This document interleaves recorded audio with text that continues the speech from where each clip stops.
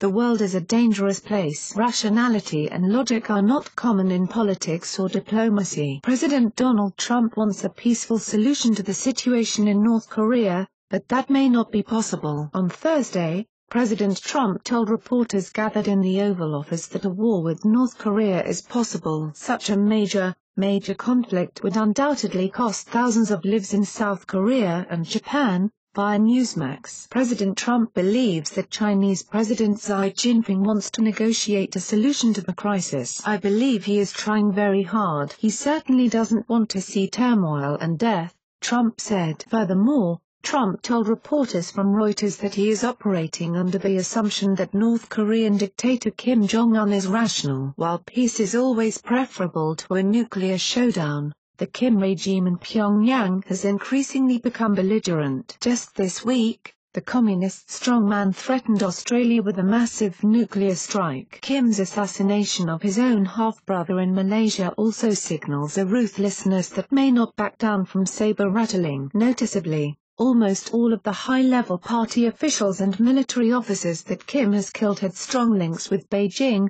thus underscoring North Korea's desire to undermine China's economic and political clout north of the DMZ. Kim Jong-un is such a rogue actor that Washington seems to considering the option of unilaterally executing him. It was reported earlier this month that SEAL Team 6, the same elite unit that took out Osama bin Laden, had landed in South Korea in order to begin training for Kim's assassination. Most students of history will shudder with fear at the thought of a full-scale war on the Korean peninsula. The 1950–1953 war not only led to over 1 million military and civilian casualties, but it also led to the sacking of the brilliant General Douglas MacArthur, who was on the verge of defeating North Korea for good. More frightening is the prospect of a repeat of what happened in the autumn of 1950, when millions of Chinese soldiers poured across the North Korean border. During the First War, the People's Liberation Army managed to push a UN force consisting of American,